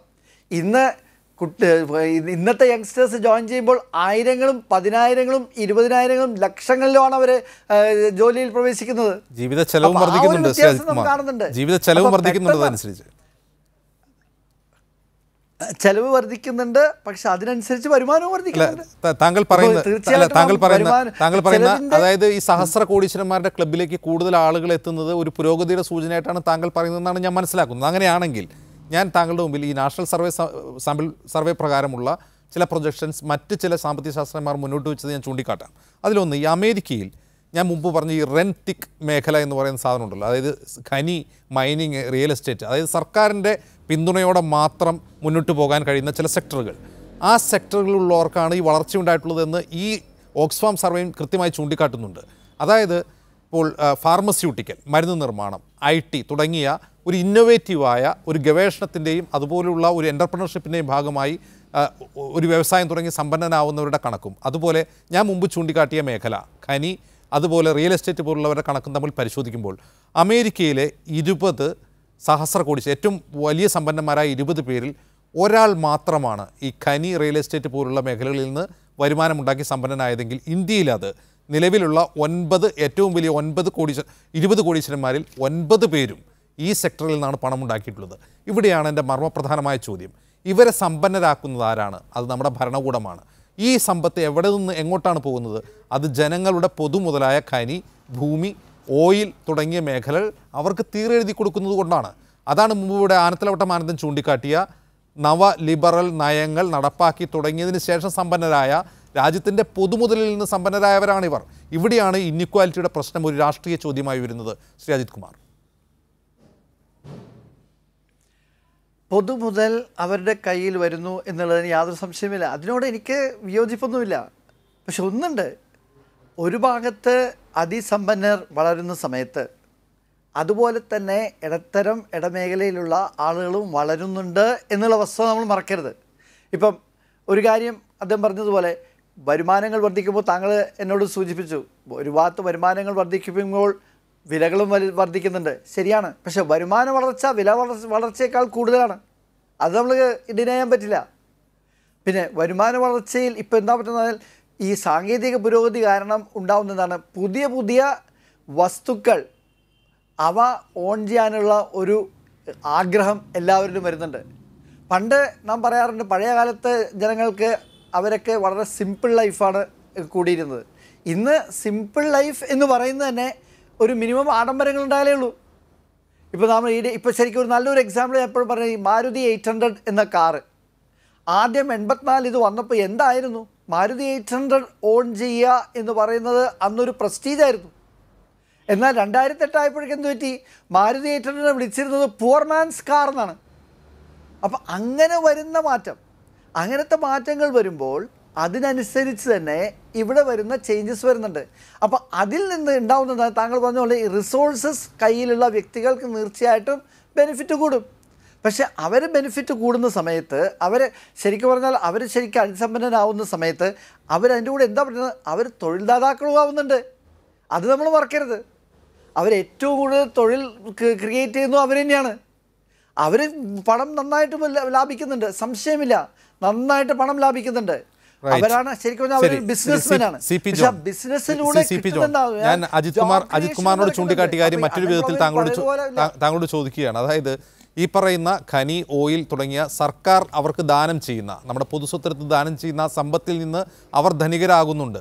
അവരിവിടെ തൊഴിൽ ക്രിയേറ്റ് ചെയ്യുന്നുണ്ട്. ഞാനൊന്ന് ചോദിക്കട്ടെ, ഈ പറയുന്ന മേഖലകൾ പൊതുമേഖലയിൽ തന്നെ നിലനിന്നിരുന്നെങ്കിൽ, ഇവിടെ ആനത്തലവട്ടം ആനന്ദൻ ചൂണ്ടിക്കാട്ടിയ ഈ നവ ഉദാരീകരണമാണല്ലോ ഈ രാജ്യസമ്പത്ത് അവർക്ക് തീരെഴുതാനുള്ള കാരണം. അത് പൊതുമേഖലയിലായിരുന്നെങ്കിൽ സൃഷ്ടിക്കപ്പെടുന്നതിനേക്കാൾ കൂടുതൽ തൊഴിൽ സൃഷ്ടിക്കപ്പെടുന്നുണ്ടോ ഇത് ഉദാരമായി ഇത്തരം സമ്പന്നർക്ക് വിതരണം ചെയ്യുമ്പോൾ? അങ്ങനെയാണെങ്കിൽ ഇതിന് തുടക്കം കുറിച്ച കോൺഗ്രസ് പാർട്ടി തന്നെ ഒരു പുനർവിചിന്തനം നടത്തേണ്ടതല്ലേ? ഈ 2018 മാത്രം 18 സഹസ്ര കോടീശ്വരന്മാർ ഈ ബില്യണിയർ ക്ലബ്ബിൽ കയറി എന്നാണ് ഈ ഓക്സ്ഫോർഡ് റിപ്പോർട്ട് ചൂണ്ടിക്കാട്ടുന്നത്. അങ്ങനെയാണെങ്കിൽ അതിൻ്റെ ഗതിവേഗം കൂടി വരികയാണ്, പ്രത്യേകിച്ചും ഈ സർക്കാരിൻ്റെ കാലത്ത്. ഇതൊരു കോംപ്ലക്സ് ആയിട്ടുള്ള ക്വസ്റ്റ്യൻ. നിങ്ങൾ നേരത്തെ അമേരിക്കയെ കുറിച്ച് പറഞ്ഞു അവിടെ ഇത്തരത്തിലുള്ള റെന്റ് സീക്കേഴ്സ് എന്ന് പറയുന്നവരും അതുപോലെ ഖനി തുടങ്ങിയിട്ടുള്ള കാര്യങ്ങളിൽ നിന്ന് പ്രകൃതി വിഭവങ്ങൾ എടുക്കുന്നവരുടെയും ശതമാനം കുറവാണ്, എണ്ണം കൂടുതലാണെങ്കിൽ. പക്ഷേ ഒരു കാര്യം ഞാൻ നിങ്ങളെ ഈ ചർച്ച ആയതുകൊണ്ട് റിമൈൻഡ് ചെയ്യാണ്. ലോകത്തെ പശ്ചിമേഷ്യ എന്ന് പറയുന്ന സൗദി അറേബ്യയിലെയും ഗൾഫിലെയും മുഴുവൻ ഖനികളും ഓൺ ചെയ്യുന്നവരാണ്. അറബികളെ പൂർണ്ണമായും നിയന്ത്രണത്തിൽ വെച്ചുകൊണ്ട് നമുക്കറിയാമല്ലോ, സൗദി അറേബ്യയിലെ അരാംകോ എന്ന് പറഞ്ഞാൽ അമേരിക്കയുടെ നിയന്ത്രണത്തിലുള്ള ഒരു കമ്പനിയാണ്. ആ അരാംകോ പോലുള്ള കമ്പനികൾ, അതുപോലെ നിരവധി കമ്പനികൾ, അവര് ഈ ലോകത്തിന്റെ ഏതെങ്കിലും ഭാഗത്തു നിന്ന് ഇത്തരത്തിലുള്ള കുഴിച്ചെടുക്കലുകൾ നടത്തിയിട്ട് തന്നെയാണ് കഴിഞ്ഞ 50 വർഷക്കാലമായി ഓയിൽ ഇൻഡസ്ട്രി വളർന്നിട്ടുള്ളത്. ഇപ്പൊ ചൈനീസ് കമ്പനികളും ലോകത്തിന്റെ പല ഭാഗത്ത് പോയിട്ട് കുഴിച്ചെടുക്കലുണ്ട്. ഈ കുഴിച്ചെടുക്കുന്നത് പോലെയുള്ള ലാഭം വേറെ എവിടെയില്ല. അതുകൊണ്ടാണ് കോംപ്ലക്സിറ്റി ഇൻഡെക്സിൽ കുഴിച്ചെടുത്തിട്ടുണ്ടാകുന്ന പണത്തിനെ നെഗറ്റീവായിട്ട് കണക്കാക്കിക്കൊണ്ട് ഈ ഖനനത്തിനെ നെഗറ്റീവ് ലിസ്റ്റിലേക്ക് വിട്ടിട്ടുള്ളത്. അത് വേറൊരു വിഷയമാണ്. അതുകൊണ്ട് അതൊരു പോസിറ്റീവായിട്ടുള്ള ഗ്രോത്ത് റേറ്റ് ആയിട്ട് കോംപ്ലക്സിറ്റി ഇൻഡെക്സ് എടുക്കുന്നില്ല, സങ്കീർണതാ സൂചിക എടുക്കുന്നില്ല, ഒരു രാജ്യത്തിന്റെ യഥാർത്ഥ വളർച്ചയിൽ എടുക്കുന്നില്ല. നിങ്ങൾ പറഞ്ഞതുപോലെ ഫാർമസ്യൂട്ടിക്കൽസ്, അത് മെഷീനറി ഉണ്ടാക്കല്, ഖനനം നടത്താനുള്ള മെഷീൻ ഉണ്ടാക്കുന്നത് പോസിറ്റീവായിട്ടും ഖനനം നടത്തുന്നുണ്ടാകുന്ന പണം നെഗറ്റീവായിട്ട് എടുക്കുന്ന മറ്റൊരു സൂചിക രീതികൾ അല്ലെങ്കിൽ ഡാറ്റ രീതികളുണ്ട്. അത് ഞാൻ നിങ്ങൾ പറഞ്ഞതിനോട് പ്രതികരിക്കുകയാണ്. രണ്ടാമതായിട്ട് ഈ ഇന്ത്യ രാജ്യത്ത് ഉണ്ടായിട്ടുള്ള ഈ വെപ്രാളപ്പെട്ടിട്ടുള്ള നിക്ഷേപം, ആ നിക്ഷേപത്തിന് അതിന്റെ പോസിറ്റീവായിട്ടുള്ള കാര്യമുണ്ട്, തീർച്ചയായിട്ടും നെഗറ്റീവായിട്ടുള്ള കാര്യമുണ്ട്. ഇപ്പൊ പ്രത്യേകിച്ചും ഈ അടുത്ത കാലത്ത് വന്നിട്ടുള്ള ഈ ക്രോണീസം എന്ന് പറയുന്നത് വളരെ ലജ്ജാശൂന്യമായ രീതിയിൽ വൻകിട കമ്പനികൾക്ക് ആയുധ കച്ചവടത്തിലാണെങ്കിലും അതുപോലെ തന്നെ ഖനനത്തിലായാലും ഓയിൽ ഇൻഡസ്ട്രിയിലായാലും അവർക്ക് കൈയടച്ച് സഹായങ്ങൾ ചെയ്യുക എന്നുള്ളതാണ്. അത് നിയന്ത്രിക്കേണ്ട കാലമായി എന്നുള്ള കാര്യത്തിൽ യാതൊരു സംശയവുമില്ല. പക്ഷേ അവിടെ വരുന്നൊരു ചോദ്യമുണ്ട്, ഹൂ വിൽ ഇൻവെസ്റ്റ്, ആര് ഇൻവെസ്റ്റ് ചെയ്യുന്നൊരു ചോദ്യമുണ്ട്. അപ്പൊ ഇൻവെസ്റ്റർ ഫ്രണ്ട്ലി ആവുക എന്ന ഒരു ത്രെട്ട് മൂന്നാം ലോക രാജ്യത്തിന്റെ മുന്നിലുണ്ട്. അതാണ് ചൈന നേരിട്ടത്. അതാണ് ചൈന അമേരിക്കൻ മൂലധനത്തെ ആനന്ദൻ. ഈ ചോദ്യമാണ്, ഈ ഉദാരീകരണ കാലത്തെ പ്രധാനപ്പെട്ട ചോദ്യമാണ്. ഈ പൊതുമേഖലയിൽ ആര് ഇൻവെസ്റ്റ് ചെയ്യും? ഈ പൊതുമേഖല കൈയടക്കി വെച്ചിട്ടുള്ള ഇനിയും ബാക്കിയുള്ള എന്തെങ്കിലും ഉണ്ടെങ്കിൽ അവിടെ സ്വകാര്യ നിക്ഷേപം വരാതെ എങ്ങനെ ആ മേഖല പുഷ്ടിപ്പെടും, എങ്ങനെ തൊഴിൽ സാധ്യത വർദ്ധിക്കുമെന്നാണ്. പൊതുമേഖലയിൽ ഇത് നിലനിർത്തിയാൽ, അല്ലെങ്കിൽ രാജ്യത്തെ ജനങ്ങളുടെ എല്ലാം സമ്പത്തായ ഈ മേഖലകൾ, ഞാൻ മുമ്പ് ചൂണ്ടിക്കാട്ടിയ ഖനികൾ, എണ്ണ, അങ്ങനെ തുടങ്ങിയിട്ടുള്ള ഭൂമി തുടങ്ങിയ വിഭവങ്ങൾ പൊതുമേഖലയിൽ നിലനിർത്തിക്കൊണ്ട് തൊഴിൽ സാധ്യത ഉറപ്പുവരുത്താൻ കഴിയുമോ? അത്തരം ഉദാഹരണങ്ങളുണ്ടോ ഇന്ത്യയിൽ? അല്ല, ഈ പൊതുമേഖല പൊതുജനങ്ങളുടേതാണ്, രാജ്യത്തിൻ്റെ സ്വത്താണ്. ഇന്ത്യ രാജ്യത്തെ ഇന്ത്യക്ക് സ്വാതന്ത്ര്യം കിട്ടുമ്പോൾ ഇന്ത്യയിൽ 4 കുത്തക മുതലാളിമാരുണ്ടായിരുന്നു. ടാറ്റ, ബിർള, ഗോയാങ്കോ, ഡാൽമിയ. അതിൽ ഏറ്റവും നമ്പർ 1 ടാറ്റ ആയിരുന്നു. അന്ന് അദ്ദേഹത്തിൻ്റെ സ്വത്ത് എത്രയെന്ന് അറിയുമോ? 30 കോടി. ഇന്ന് അവരെല്ലാം പിറന്തള്ളിക്കൊണ്ട് ഇപ്പോൾ ഏറ്റവും വലിയ ലോകസമ്പന്നമായ 20.8 ലക്ഷം കോടി രൂപയുടെ ഏറ്റവും വലിയ സമ്പന്നനായി മുകേഷ് അംബാനി വളർന്നു വന്നു. അവരെല്ലാം ഈ ശതകോടീശ്വരന്മാരെ വളർന്നത് ഇന്ത്യയുടെ സമ്പത്തല്ലേ, പ്രകൃതി സമ്പത്തല്ലേ? ആ പ്രകൃതി സമ്പത്ത് എടുത്ത് അത് ഖനനം ചെയ്ത് കൊടുത്ത തൊഴിലാളിയല്ലേ? ആ തൊഴിലാളിയുടെ സമ്പത്തുകൊണ്ടല്ലേ ഇവരെല്ലാം വളർന്നത്? ആ പൊതുമേഖലാ സ്ഥാപനങ്ങൾ അന്ന് ഇവർക്കെല്ലാം വലിയ വ്യവസായം നടത്താൻ വേണ്ടിയിട്ടുള്ള ഇൻഫ്രാസ്ട്രക്ചർ ഉണ്ടായിരുന്നു. ഈ മുതലാളിമാർക്ക് എല്ലാം ഗവൺമെൻറ്റല്ലേ, പൊതുമേഖലയിലല്ലേ ഉണ്ടാക്കിയത്. വ്യവസായം നടത്തണമെങ്കിൽ വൈദ്യുതി വേണം. വൈദ്യുതി അന്ന് ഉൽപ്പാദിപ്പിച്ച് മുതലാളിമാർക്ക് നടത്താൻ കഴിയുമായിരുന്നോ? ഇന്നിപ്പോൾ ഗവൺമെൻറ് പൊതുമേഖല ഉണ്ടാക്കിയ വൈദ്യുതി ആ പ്രോജക്റ്റുകൾ വിലയ്ക്ക് വാങ്ങാൻ മുതലാളിമാർക്ക് ഇന്ന് പ്രാപ്തി ഉണ്ടായി. റോഡുണ്ടാവണം, ടെലികമ്മ്യൂണിക്കേഷൻ സൗകര്യം ഉണ്ടാകണം, ഫാക്ടറി അവരുടെ വ്യവസായശാലയ്ക്ക് ആവശ്യമായ റോ മെറ്റീരിയൽ കൊണ്ടുപോകാനും ഫിനിഷ്ഡ് ഗുഡ്സ് കൊണ്ടുപോകാനും റെയിൽവേ വേണം. ഇതെല്ലാം പൊതുമേഖലയിലല്ലേ ഉണ്ടായത്, ഗവൺമെൻറ്റിൻ്റെ മുതൽ മുടക്കിൻ്റെ ഫലമായിട്ടല്ലേ ഉണ്ടായത്.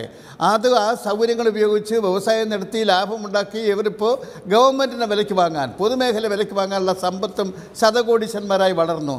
ആ അവസരത്തിൽ രാജ്യത്തെ അധ്വാനിച്ച തൊഴിലാളിയുടെ സ്ഥിതി എന്താ?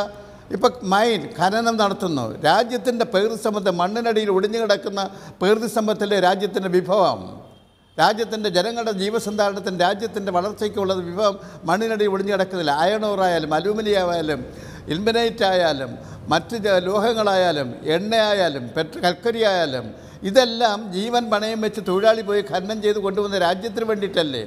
അതെല്ലാം ഖനനം ചെയ്ത് കൊണ്ട് പൊതുമേഖലാ സ്ഥാപനങ്ങളതെല്ലാം ഖനനം ചെയ്ത് ഉപയോഗിച്ചപ്പോൾ അതിലൊരു നല്ല ശതമാനം തൊഴിലാളിയുടെ ജീവസന്ധാരണത്തിന് മെച്ചപ്പെട്ട കൂലി, ജോലി, ഈ സൗകര്യങ്ങളൊക്കെ ലഭ്യമായിരുന്നു. അത് മറ്റ് സ്വകാര്യ മേഖലയിലെ തൊഴിലാളിയുടെയും കൂലി നിലവാരം പിടിച്ചുയർത്താൻ, ജീവിത സൗകര്യങ്ങൾ മെച്ചപ്പെടുത്താൻ ഇതൊരു ചവിട്ടുപടിയായിരുന്നു. പൊതുമേഖലയിലുള്ള വ്യവസ്ഥകൾ, കൂലി വ്യവസ്ഥകളെല്ലാം അങ്ങനെയല്ലേ രാജ്യത്തെ തൊഴിലാളികൾ വളർന്നു വന്നത്, രാജ്യത്തെ ജനങ്ങൾ വളർന്നു വന്നത്. ആ ജനങ്ങളെ അതിന് മുഴുവൻ, ആ പൊതുമേഖല ഇപ്പോൾ മുഴുവൻ 376 പൊതുമേഖലാ സ്ഥാപനങ്ങളുണ്ട് ഇന്ത്യയിൽ. അതിൽ 74 ഇപ്പോൾ വിറ്റു, ബാക്കിയുള്ളതും വിൽക്കാൻ പോവുകയാണ്. ഇന്ത്യയുടെ ഹൃദയമാണ് വിൽക്കുന്നത്. എയർ ഇന്ത്യ എന്ന് പറയുന്ന ഇന്ത്യയുടെ പ്രസ്റ്റേജ് സർവീസാണ്.